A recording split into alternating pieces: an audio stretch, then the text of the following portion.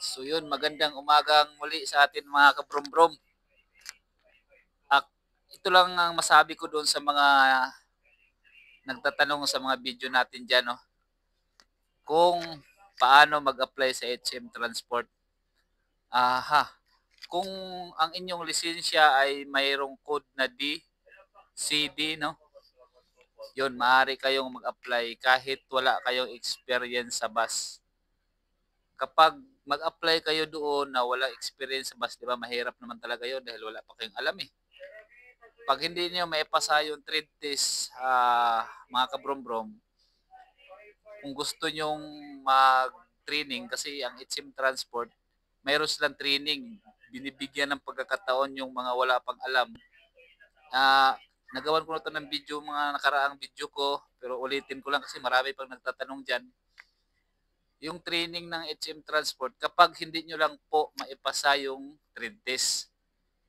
Kasi 'pag wala ka talagang experience sa bus, mahirapan ka.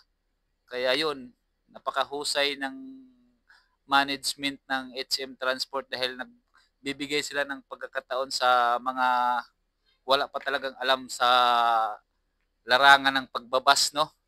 Pagiging bus driver, binibigyan nila ng pagkakataon. Kaya pasalamat tayo sa pamunuan ng HM Transport dahil meron silang ganitong ano, pagkakataon na matuto tayo mag-drive ng bus. Libre po 'yan. Sa pagkakaalam ko may allowance pa yata 'to. Hindi ko lang sure ha, pero napakahusay po talaga. Wala pa akong bayad sa HM Transport, hindi pa ako binayaran para gawin ko 'tong mga video ko na ito. Gusto ko lang po i-share sa inyo doon sa mga walang trabaho dahil napakahirap talaga. Ah, Gusto mo mag-drive ng gano'n pero wala kang idea kung paano, 'di ba?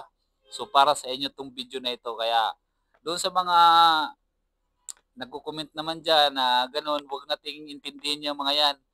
Sa katunayan nga po, medyo dito na ako tumanda sa HM Transport. Kung hindi siguro maganda 'tong kumpanya na 'to, baka wala na rin ako 'no. Kaya 'wag tayong makinig diyan o 'wag niyong pansinin yung mga nagko-comment diyan na hindi gano'n yung hindi maganda yung HM Transport. Baka sila ay may mga kaso.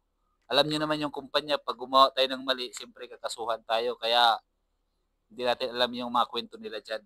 Kaya kung gusto niyong mag-apply sa HM Transport, i-try niyo lang, lakas ng loob lang at saka siyempre ibigay niyo yung the best talaga. Ayan, dahil shoutout nga pala sa aming mga instructor diyan, Sir Angel Apaya at si Sir Saldi Onopre. Ayan. Ingat tayo palagi. At kung kayo naman po ay matanggap at maka-duty na sa HM Transport, pag-usayan lang natin at siyempre wag tayong gumawa ng hindi maganda sa kumpanya dahil at ingatan natin nga pala yung unit na pinagkatiwala sa atin dahil hindi po maliit na halaga yung dala nating unit, no? Yun, liwanagin ko lang, wala pa akong bayad, hindi pa ako pinabayaran ng HM Transport. Ginagawa ko lang to para lang ma-share ko po yung magkaroon kayo ng idea at ha, sa katulad ng gustong maghanap buhay at magkaroon ng trabaho, para sa inyo itong video na ito. Yan lang, maraming salamat.